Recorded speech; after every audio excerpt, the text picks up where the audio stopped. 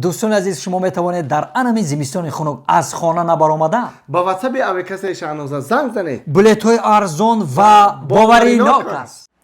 خیمالش نباشم. من میرم جان. پوشیالی جانی کجا میری تولی نه اومدی کجا میری؟ من راستی که شاو شده سه ما باید برم. اولی شبی چیه ساعت 9 آخه ساعت 5 شده سه. اولی بوشی من میرم اوزیمات دایا چای دوشک میکنم یک پیاله چای میخری بعد میری. چای میکنی؟ آه تولی بوشی اولی من چای بیارم تو دا. چای بخور میری. هرچی. ای ساعتی 8 اومدگیم چای میکنیم هیچ نمیکنن گشنگی دمردیم با من. السلام علیکم یازنشکا چوکادی. ای بیو. السلام علیکم. چه سازی تینجی. سلامتی آزوره. چی نام داشتی تو؟ سودایس. خونه شما داد یکم چی میخرن؟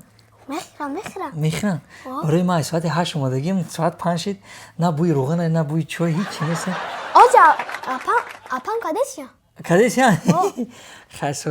ساز دیگه تی کجا رفتی تو؟ من خونه بیبی رفته خونه بیبی میره ها مالش نباشم. با رپلی داری؟ رپلی نه. خیلی اپا بگو بتیاتا ها؟ اپان گفته که برای یزنت بگی. هول برا بگو شکی که من یزنت شما با میتم تا خیلی برا کنم. ایره هدایه توش ها؟ خیلی سودای جان خیلی. چطور یزنت بدای؟ وقتی دوداری عروست یزن میگه تا کی فایده؟ یاری من نمیشی دلداری من نمیشی.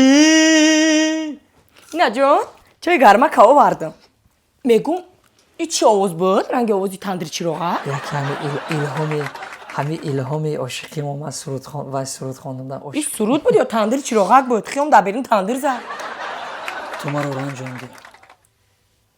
من میرم انیق من میرم سرود من میدونی سرود یاری من این آواز مهینیشه یاری من ای کارم کردی دیشو جان تو یارم بیا من تو در چای گرم بریزیم چای بخور همین میشین چای خوردگی من میرم بعد او خالی نگو زیقم نکو دیل شد من تو در چای گرمه کردم که تو بخوری در حقیقت مرا دوست میداشتی ها دوست میدارم باور کن همین خفگیم همین چای گرم خطی روا چای گرم خط رحمت سلامت باش واه سوخته دیل شد جان نه خنکی دمور خنکی بود که چای گرم گفتی چه خیلی چای خنگالی قوطی دم کردم چای گرم بود بخی میفهمی چای گرم بود خاک چتشده مهمان شدیم با آدم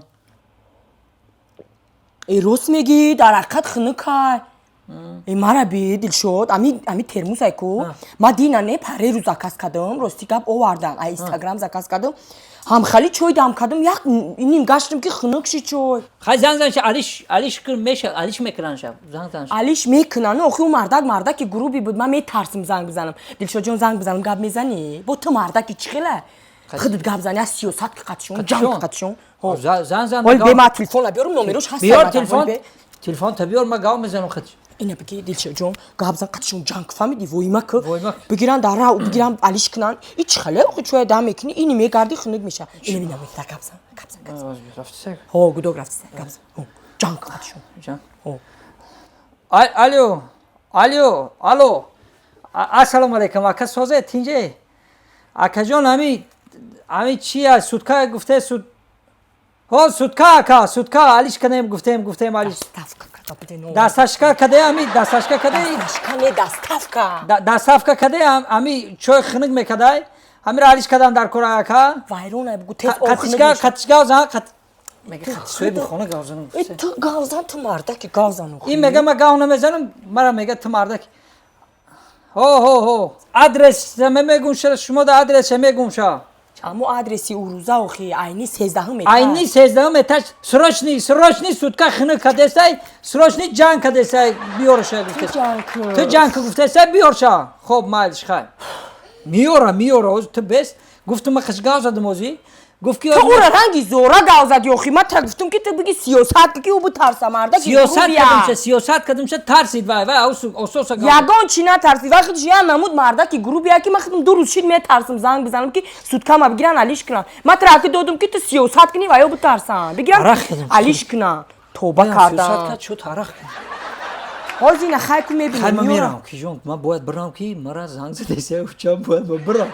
چی خیلی میری تو گاز زدی مای مردک میوید قچگاب زنی باید قچگاب زن من التماس فهمیدم آدرس فهمیدم همش گفتم میگیرم من میرم التماس من نرم نمیشه برای که من همش گفتم من تمام بازی برآمدم نه برآمدی بشیالی تو میبینم خندم میگیره دلشو جون یوری من دلشو جون از مونی سیت کبیه براوا ما ایشابی خونه دا تا قایم تنهاییم نه که من تنهایی میترسم هیچ گپ نداره من خدمت تو خیلی نترس آخه سویت گیرون ما خمیر هیچ گپ نداره من باید برم من رفتم که من همیشه در خونه تو قایم بستا من دیگه بیسم چیکار میکنم آخه مردک یک قلفی در ما سوز میکنی یا پول تلویزیون ما سوز میکنی آخه یا کاری خونه ما میکنی آخه نه من نمیتونم ما استاد نیستم آخه من میرم بهش میرم تو چی با همین اومدگی تا میرم کردی در تخت شید اومد چی اومد فهمیدی شروع گازن قطش فهمیدی تو گوشکی من نیستم بگو رفت هیچ کنه گفته از میبروی قچگاه میزنی باید تمام فهمیدی رفت هازینه اومدم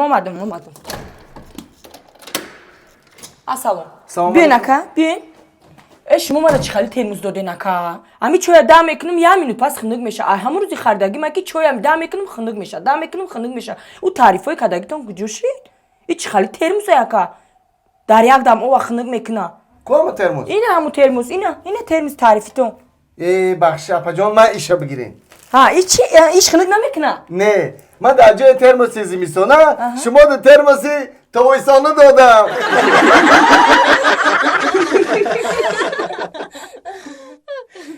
الو حسنک میام گفتم نبیام آخه میام چی تمام مال خوب گودکان سلام بگو خانه تماشا سلام خوب مالش میام خیر دلشو جان چی به خیلی همین زنگ زدن میگردم دلشو جان لبرکم میگم هوار نیوکر روز هوار خنک شده سای میگم تاجیکستان برم یگم بلیت ارزون بگیرم برم بگی اینا مثلا زنگ زده بیا گفته دهم ده بلیت گرفتم میرم اکا دیدی چه خیلی تو دلشو جان یا برمون زنگ نمیزنی که اکا میری یا نمیری تمام اکا میری اینا رفتنی اخی تمام امور رسی خد مونده اینا میگیریم اکا کسی شانوزا بلیتوی ارزون باوری نو کایا چه اینی میخی بگیرم اکا بگیرس که زکاس که یا جدا یا جدا تمام اینا ما هازی میگیرم اکا دوستان عزیز فهمیدید از خونه نبر آمده بر رقم های واتساپ اویاکس شانوزا زنگ زنید در 5 دقیقه بلیط های شما رو روان میکنن باوری نو